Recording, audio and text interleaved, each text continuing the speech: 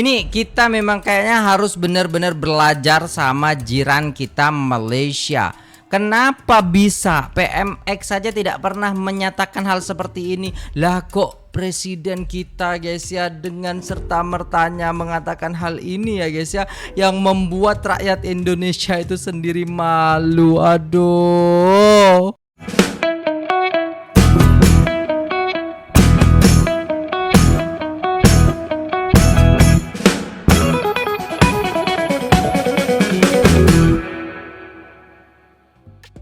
Assalamualaikum warahmatullahi wabarakatuh. Jumpa lagi dengan saya guys, Cak Mujib. Gimana kabar teman-teman semua? Semoga sehat selalu dalam lindungan Allah Subhanahu wa taala, dijauhkan dari segala marbahaya, malapetaka, bencana dan bala serta berbagai macam penyakit. Amin amin ya rabbal alamin. Oke, kali ini kita akan mereaksi sebuah video guys ya, sampai ke Malaysia berita ini ya kan. Dan Pak Presiden ini ya guys ya membuat kita tuh kayak gimana gitu loh guys, rakyat kecil ya kan.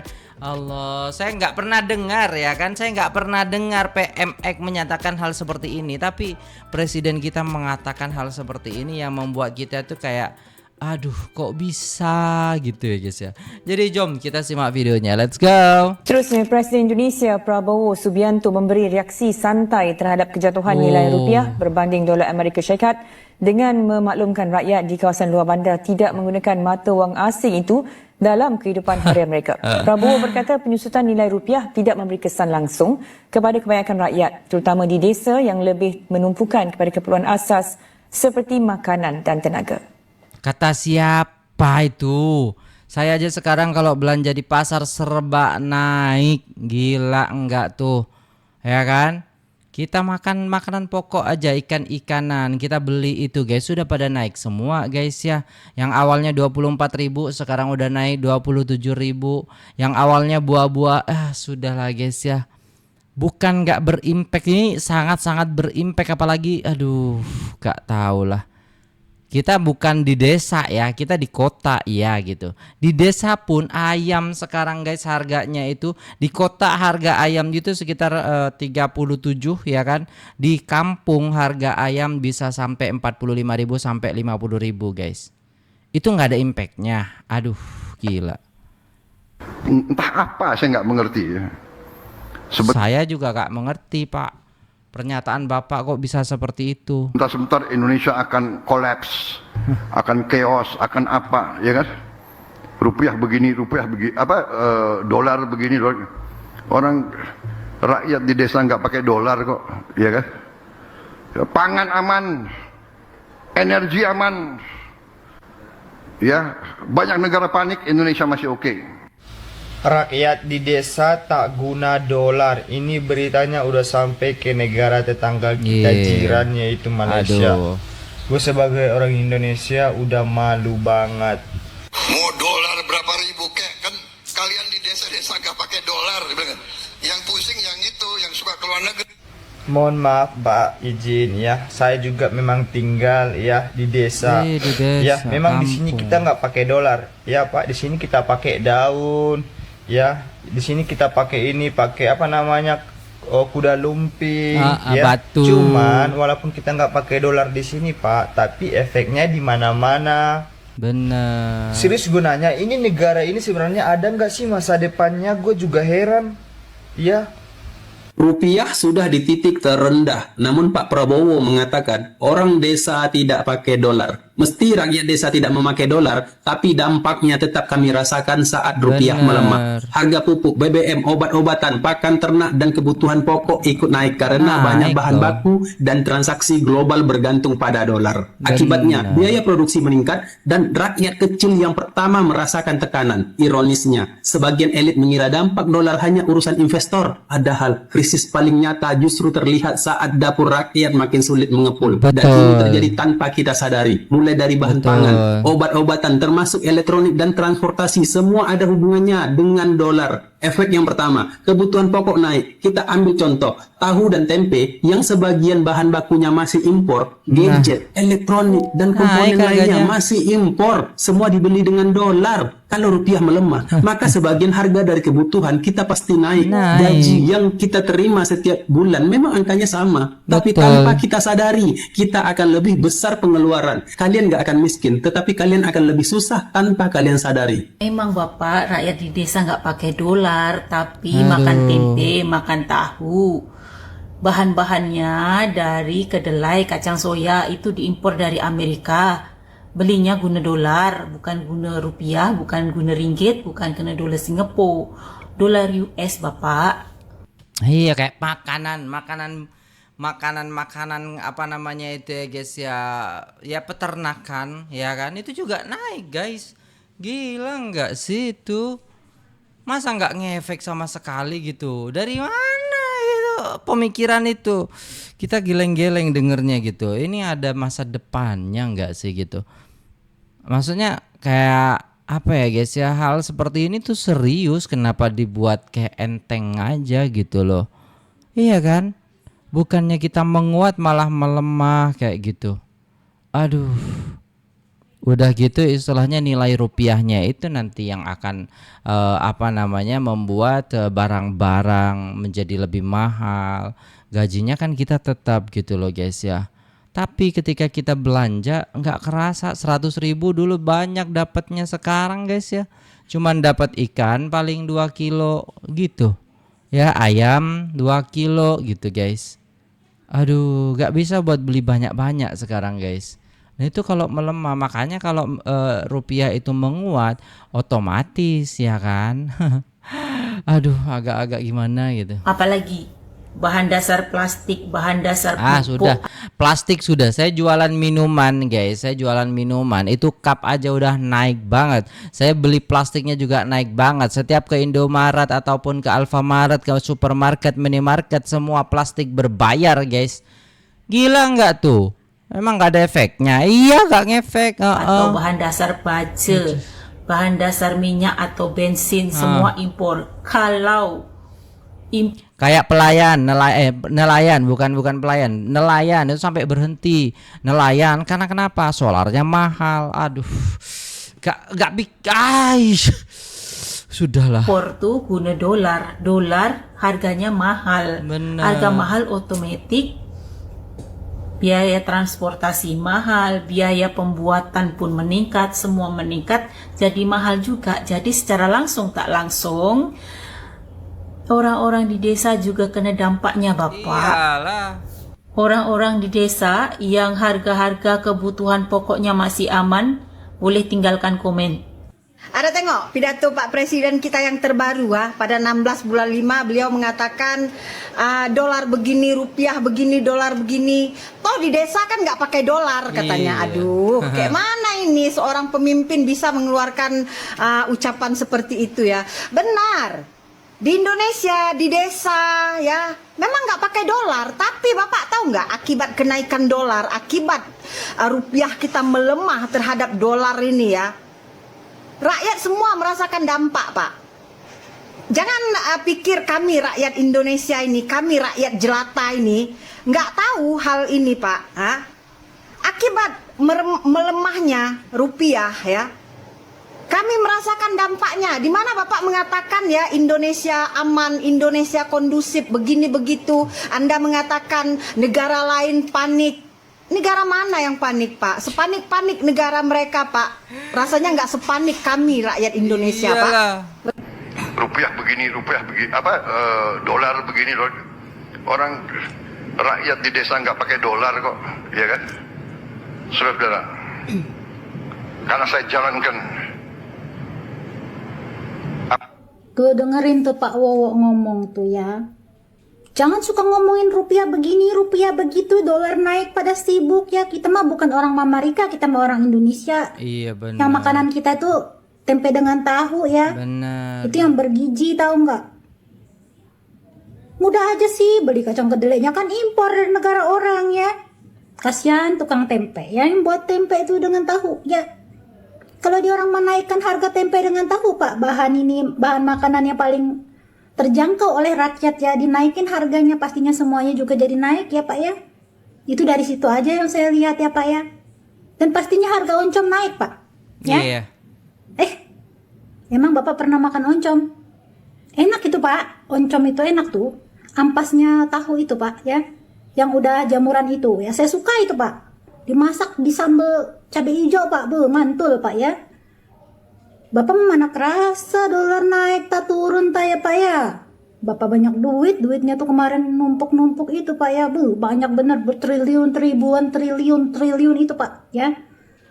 Lah kita mah kerasa Pak ya, kerasa sih Pak ya, demamnya tuh kerasa demamnya.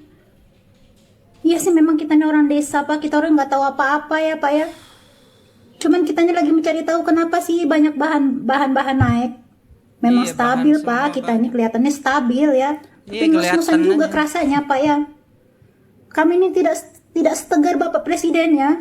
Masih Beda Pak Presiden itu kan kayak raya gitu. Kita rakyat kecil. Harusnya Pak Presiden itu memikirkan rakyat kecil, nggak punya statement kayak gitu. Rakyat kecil nggak punya uang, dia banyak sawitnya gitu kan. Kita mah apa gitu loh. Kehidupan kita itu guys ya, kalau kita lihat di kampung-kampung itu guys, makannya apa adanya gitu loh guys ya. Karena kenapa? Mau beli ikan mahal ikannya guys, solarnya semakin mahal, ya kan, BBM-nya semakin mahal di situ. Belum lagi bungkus plastiknya mahal. Kalau kita istilahnya tidak menanggulangi hal ini ya udah. Toh kita juga istilahnya bayarnya pakai batu sama daun, nggak pakai rupiah gitu. Udah nggak pakai gitu. Aneh aja gitu. Lama kelamaan kita jadi ini ya guys ya, apa namanya itu, kembali ke masa dulu gitu, barter aja tuh, nggak usah pakai duit. banyak yang putang-panting cari duit Pak ya. Inilah dampaknya daripada konflik-konflik yang nggak ada urusannya dengan negara kita ya Pak ya. Kan Pak, ngapain kita ngurus-ngurusin ya Pak, itu Betul. dolar yang naik bukan rupiah ya. Ngapain kita sibuk-sibuk ngurusin dolar sih ya. Iya ya benar. Kita mah orang desa gitu ya Pak ya. Kita mah orang desa gitu kan Pak. Tapi Pak, orang desa juga ya Pak ya, nonton TV Pak, nonton berita ya Pak ya. Orang desa juga pada kemana-mana cari makan Pak. Kerasa Pak ya sakitnya ya Pak ya. Sakit. Sakitnya tuh di sini, di dalam hatiku. Gitu Pak lagunya ya Pak ya. Bener. Presiden Indonesia Prabowo Subianto ada buat satu kenyataan yang berkontroversi. Jom kita tengok video ini sekejap. Rupiah begini, dolar begini. Orang rakyat di desa nggak pakai dolar kok, ya kan? Saudara-saudara. Pak Prabowo cuba menenangkan rakyat Indonesia apabila rupiah jatuh ke paras paling lemah sekitar 17.600 rupiah berbanding US dollar. Dan apa yang menjadi perhatian ramai apabila dia cakap rakyat di desa tak guna dolar pun. Benar. Jadi maksud dia majoriti rakyat terutamanya dekat kampung masih boleh beli barang guna rupiah, makan guna hasil tempatan dan hidup macam biasa. Mungkin juga beliau bermaksud bahawa kejatuhan mata wang rupiah ini tidak semestinya terus membuatkan seluruh ekonomi rakyat Indonesia runtuh macam krisis 1998 dulu. Ya guys, untuk pengetahuan korang, sebenarnya nilai rupiah sekarang dah jatuh melepasi paras krisis Asia 1998 bila mencecah sekitar 17,000 lebih sehingga 17,600 berbanding dolar Amerika Syarikat.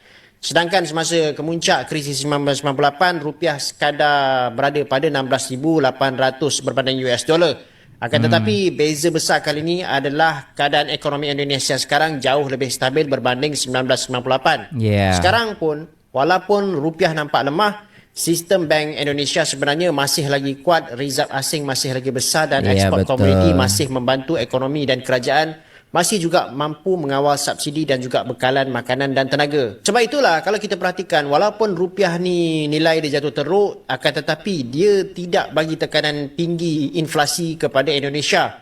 Yang mana inflasi Indonesia ni masih berada sekitar 2% hingga 3% dan pernah jatuh serendah 1.03% pada Mac 2025. Ini sebenarnya jauh berbeza dengan krisis 1998 dulu apabila rupiah jatuh dan inflasi terus meletup sampai 50%. Sekarang banyak kestabilan harga di Indonesia ni dia bergantung kepada sejauh mana kerajaan mampu untuk menahan kenaikan kos melalui subsidi tenaga, kawalan harga makanan dan campur tangan Bank Indonesia untuk mempertahankan rupiah. Akan tetapi kalau rupiah terus jatuh terlalu lama, tekanan akan mula dirasai terhadap beban fiskal negara Indonesia sebab kerajaan mungkin terpaksa tambah subsidi minyak, elektrik dan makanan untuk mengawal inflasi. Dalam masa yang sama, Bank Pusat juga mungkin terpaksa terus menggunakan reserve dolar ataupun mengekalkan kadar faedah tinggi untuk pertahankan rupiah tu. Dan benda inilah yang akan bagi kesan buruk kepada kredit rating Indonesia. Ini sebab utama kenapa agensi macam Fitch Rating dan juga Moody's mula turunkan outlook kredit Indonesia daripada stable kepada negatif. Sebab mereka nampak risiko semakin meningkat daripada sudut keyakinan pasaran, dasar kerajaan dan tekanan fiskal.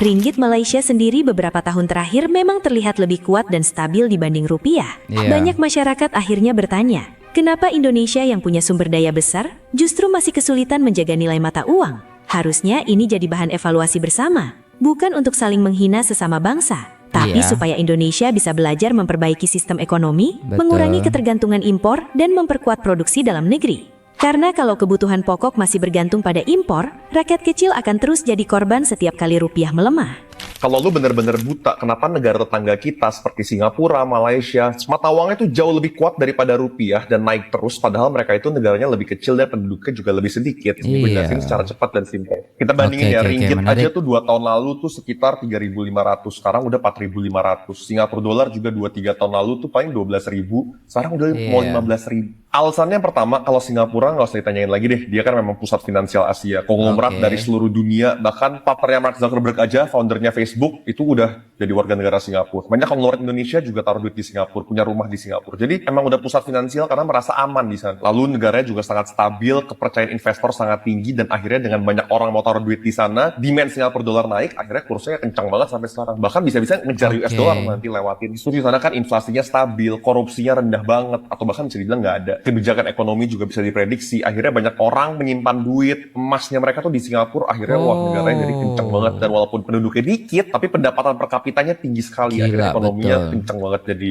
top di Asia Tenggara nomor 1 pasti. Berikutnya Malaysia. Malaysia juga sekarang tuh beberapa tahun terakhir ringgitnya lagi kencang banget. Bahkan di atas Singapura loh, gue kagetnya. Di sana setelah gue pelajari, Malaysia tuh sangat mendukung investor asing untuk masukin duitnya di Malaysia. Mulai dari tawaran Malaysia My Second Home, visa untuk foreigners, untuk orang asing. Jadi investor asing, ekspatriat sangat dipermudah untuk membeli properti di Malaysia dan juga memasukkan duitnya ke Indonesia, investasi. Akhirnya kebutuhan ringgit naik dan akhirnya kursnya juga menguat. Lalu ekspornya mereka juga bagus di segi elektronik, semikonduktor, alat listrik dan migas juga, itu juga menopang penguatannya Malaysian ringgit. Lalu kalau kita lihat inflasinya juga lebih terkendali, terus infrastruktur di Malaysia terutama di KL juga lebih rapi dan birokrasi bisnisnya juga kelihatan lebih sederhana. Akhirnya banyak investor asing lebih tertarik lah untuk investasi di Malaysia dan itu yang membuat ringgit juga menguat. Sebenarnya kalau Indonesia secara jangka panjang mau menguat, nomor satu tuh fokus ke industrinya dulu. Jadi kuncinya tuh pertama, kita jangan cuma ekspor bahan-bahan mentahnya aja, misalkan nikel. Kita bagusnya kita processing, jadi kita jual ekspor itu barang jadi, supaya kita bisa mendapatkan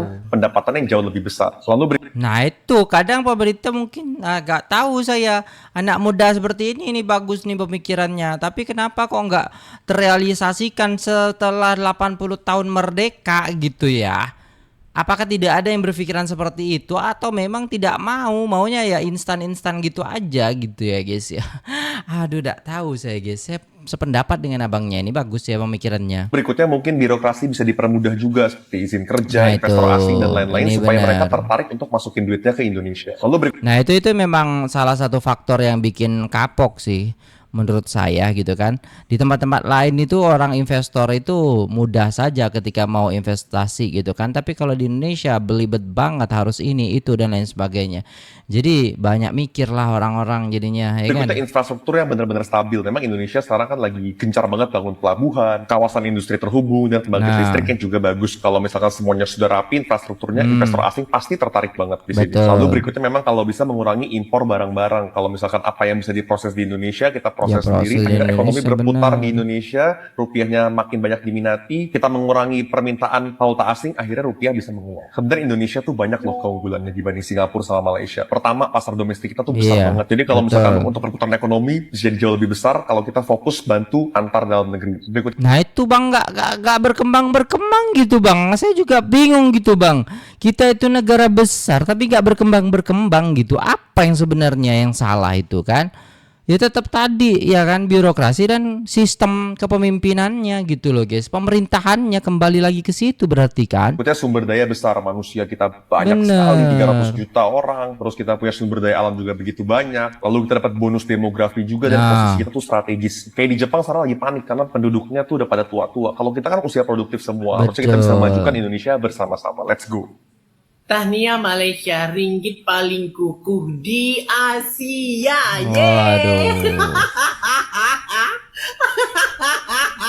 CNBC Indonesia Oke. melaporkan sejak Januari hingga 28 April 2026, ringgit Malaysia merupakan mata uang paling kukuh Kuat. di Weh. Asia. Di Asia, mantap. Tepuk tangan dong, tepuk tangan. Sebelah aman gak? Sebelah aman gak? Gak Aman ya? tahu. Aman ya? Aman ya? Aku harap aman yang sebelah. Aman ya? Kalau aman ya udah, bye. 10 daftar mata uang terlemah Malaysia nomor Malaysia di nggak dunia. ada, Indonesia nomor 5. Kira-kira negara jiran kita ada nggak ya? Oh ada, nomor 5. Masih aman ya kan? Pantasan aja, aman-aman aja walaupun terlemah nomor 5. Usaha lagi, usaha, ayo. Usahakan menjadi nomor 3 ataupun nomor 2. Janganlah. Usaha lagi, masih berapa ini? $1 masih 17.334. Harus usaha lagi, harus menjadi $1 itu setara dengan 26. Janganlah kayak gitu. Oke guys, udah selesai. Dan gimana nih menurut teman-teman sekalian, pandangan teman-teman bagaimana ketika istilahnya Presiden Indonesia memberikan statement ya kan seperti itu, menyampaikan sebuah hal yang memang kayak aneh banget gitu loh guys ya.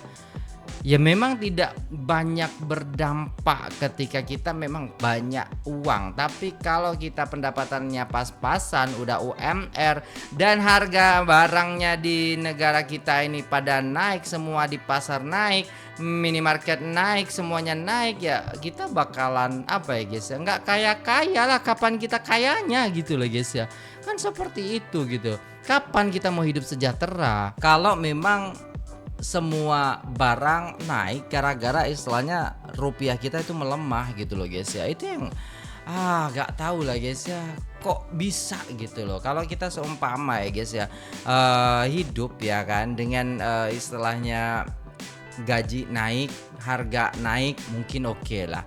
Tapi ini gaji biasa aja, UMR seperti itu, dan barang-barang itu terus naik gara-gara mata uang kita melemah, akan agak-agak gimana gitu loh guys ya. Saya sekarang kerasa sih, awal-awal itu nggak begitu kerasa ketika saya belanja di pasar gitu, nggak kerasa karena saya orangnya belanja ke pasar gitu guys ya, bukan ke supermarket, bukan. Nah saya biasa beli kebutuhan pokok itu kayak beras, minyak, terus istilahnya ayam ya, lauk pauk dan lain sebagainya, itu saya belinya di pasar mentahan seperti itu ya guys ya. Dan awalnya itu kayak oke lah 100.000 bisa untuk beberapa hari, 3 hari lah untuk makan, atau bisa untuk ya 4 harian gitu kalau kita belanja lebih banyak sedikit gitu guys ya. Kalau beras otomatis kita kan beli sekitar 2-3 kilo lah seperti itu. Nah kadang itu sekarang nggak dapet guys. Saya beli lauk aja sekarang itu sudah sekitar 30 ribuan untuk ikan 1 kilonya. Dan untuk ayam itu biasa saya beli itu sekitar 40 ribuan. Jadi udah 70 ribu. Habis itu saya beli bumbu-bumbu, udah habis tuh uangnya. Belum beli berasnya lagi, belum beli minyaknya lagi. Nah seperti itu. Kalau dulu-dulu ketika istilahnya rupiah itu masih stabil di 15.000, 16.000 kecil, itu masih oke lah guys ya. Kita masih bisa beli beras karena harga ikan dan ayamnya juga nggak begitu naik kan. Ketika saya tanya kepada penjual, memang dari sananya naik mas, dari produksinya naik gitu. Ya mungkin faktornya adalah pupuknya ya kan, pakan ayamnya dan lain sebagainya gitu loh guys ya. Dan memang nggak mau gitu loh guys ya. Sekarang pun istilahnya kayak kita jualan minum aja kayak bag ataupun apa namanya plastiknya ya kan, atau bisa dikatakan itu cupnya itu aja mahal banget. Mau nggak mau kita naikin gitu loh guys ya. Gak tau lah sampai kapan ini gitu loh. Tapi semoga kedepannya bisa lebih baik lagi seperti itu ya guys ya. Bisa belajar ke negara jiran kan seperti itu ya kan. Jadi sampai masuk ke Malaysia tentang pernyataan Pak Presiden kita ini ya guys ya. Malu sih guys ya. Ketika istilahnya Presiden pernyataannya seperti itu ya kan. Saya juga kayak aduh gimana gitu loh guys ya. Kok bisa gitu. Oke, itu dulu videonya. Terima kasih sudah tengok video ini sampai selesai. Jangan lupa like, share, dan subscribe. Semoga bermanfaat. Wassalamualaikum warahmatullahi wabarakatuh.